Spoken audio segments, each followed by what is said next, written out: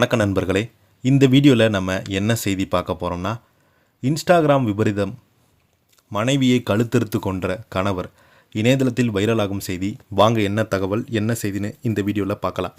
முதன்முறையாக நம்ம சேனலை சப்ஸ்கிரைப் பண்ணாதவங்களாம் சப்ஸ்கிரைப் பண்ணிக்கோங்க. பெல் பட்டன் சிம்பல் அமைக்கி நம்ம சேனலோட நோட்டிஃபிகேஷனை எனபிள் பண்ணிக்கோங்க.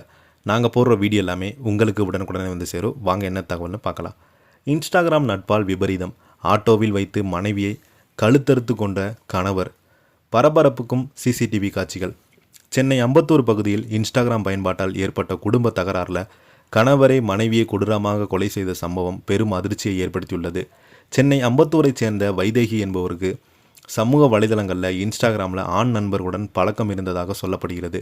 மனைவியை இன்ஸ்டாகிராமில் பிற ஆண்களுடன் பழகுவது குறித்து கணவர் சின்னா என்பவருக்கு கடுமையான ஆத்திரம், சந்தேகம் இருந்து வந்திருக்கிறது.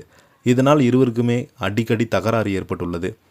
சம்பவத்தன்று வைதேகியை ஏமாற்றி வெளியே அழைத்து சென்ற சின்னா ஓடும் ஆட்டோவில் வைத்து தனது மனைவியினுடைய கழுத்தை அறுத்து கொடூரமாக கொலை செய்ததாக தெரிய வருகிறது.